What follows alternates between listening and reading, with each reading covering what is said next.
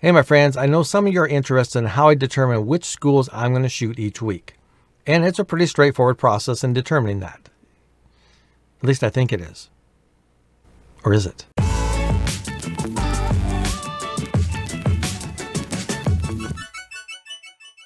When I moved to the place I currently live now, I sat down and looked at a map and said, okay, what schools do I have in my area? And how far am I willing to travel? Do I want to travel 2 hours to a school to cover it, or would I rather keep it closer to home? And I decided, well, I don't want to travel more than an hour one way to go cover something. So that narrowed me down to about 7 schools in my area. And then the next thing I do, I take a look to see, are any of those schools already getting a lot of coverage? And out of those 7 schools, 2 schools are in the cities where they really do a good job of covering their school. So I put them lower on my list of potential schools. Now that leaves me with 5, and out of those 5, I narrowed down and looked at, okay, are there any of those schools which have troubles having games? And there is one school that sometimes they don't have enough kids in the school. It's a really small charter type school. So I put them down a little bit lower on my list, which leaves me with 4. And out of those 4, what do I do next? I create a shoot schedule. There's a couple ways in which I do this. Now, the first way is I go to the high school's website. I look at the athletics department, and then I check to see what the schedule is for each sport. Now, the problem I have with this is not all the schedules are there, or the schedules are outdated, and it makes things really difficult. So what I usually do is the second process, which is this. In Oregon, there's an association that's in charge of all the high school sports scheduling. So if you look right here, OSAA, you got the high school sports schedules right there. So what I do is I can let's click on football. We can go down here, we'll click on this next Friday right there. And you can see these are all the games that are coming up. So what I do is I will go through and I'll look for any teams that are mine, which is usually the bottom team. That's the home team. It's like Siletz Valley is one of the schools that I cover. So I would put them on my list. And then I would continue doing this, going through all of these until I have all the football games that I would potentially cover. And then I put them on my shoot schedule. So on this one, you can see I've got volleyball, I've got football, I've got some boys soccer, volleyball, girls soccer, and so on. And I also down here have college volleyball. I do cover one college team. It's Lynn Benton. They're about an hour and a half away though, so I don't cover them very often, but I do put them on my list just in case I might be in the area or I want to do something a little different that evening. After I've done that, I have to decide, well, which game am I going to cover? If you look here on September 9th, there's 4 different things I could cover. So do I cover soccer, boys soccer, volleyball, 2 volleyball games? What do I cover? These are at 6. I can't do everything at once. Well, if I look at this list, there's Taft. They get a lot of coverage, so they're low on my list.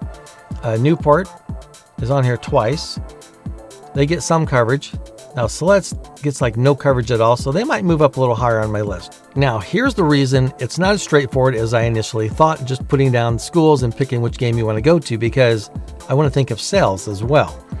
You notice a lot of my videos I talk about selling, because if you want this to be your business or even a good hobby where you make some money, you got to be selling stuff. So I will also look to see which school is visiting.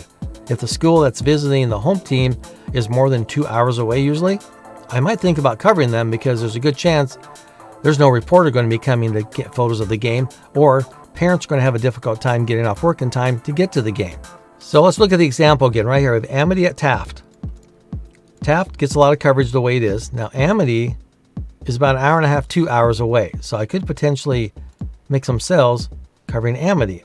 And Amity is one of those schools where, they love their team. Any photos that they can see, they're going to be excited to have. Now you got Tillamook at Newport. Tillamook is about an hour away, so I probably wouldn't do them. Mapleton's a couple hours away. Woodburn's a couple hours away, so I've got at least 3 I could decide on. Another thing I have to consider is the venue. Is the venue well lit? Sports photography, low light conditions. Do I have enough light to get some great images? So I have to throw that into the mix, which again shows me that it's not as straightforward as I initially thought. So back to our example, if I go to Taft, Taft has some pretty good lighting. Newport has good lighting. Siletz does not have good lighting. They have horrible lights in their gym. So I would factor that into my decision making on what I'm going to cover this night.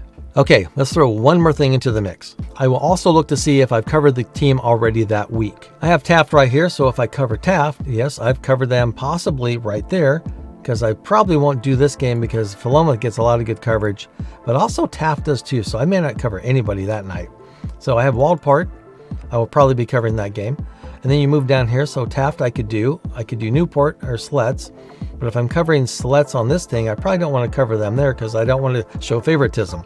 It does kind of seem complicated, doesn't it? But once you get the rhythm, things go smoothly. For me, I can figure out the games really quickly on which ones I want to cover. And sometimes I pick a venue that's just nice. I want some really good lighting, and I know it's going to be two really good teams. I'm going to go there. For you guys, I have some tips that kind of help you decide which games you want to cover, some things to be thinking about when you're looking at sports schedules. Research your local teams and see which teams get a lot of coverage, because some get more coverage than others, and try and focus possibly on the ones who don't get covered at all and show them a little bit of love. Now, if you know the local reporters or the editors, find out what games they're going to be covering so you can go cover the games they're not covering, and then maybe they'll want to pick up some of your photos. And I mentioned earlier about looking at teams that are traveling maybe a couple hours away. Look at those teams too, because a lot of the media can't afford to send reporters or photographers to cover those games. When you're finally at the point where you got your photos and you want people to know you have them, don't forget, use social media and tag the schools, even the players or the parents, so that they will know that these photos are available. Once I figure out which games I'm going to shoot and have shot them, the next step is to reach out to media and other organizations or parents to see if I can get some photo sales. Now, if you want to know how to do that as well, check out this video. Talk about the freelance aspect and how to reach out to newspapers to sell your images. Or if you just want to boost your photo sales a little bit, here's how to do it using social media. Now, I rented a camera from Borrow Lenses, which I hope to do a review on for you guys. So I'm going to grab that right now and get out and shoot.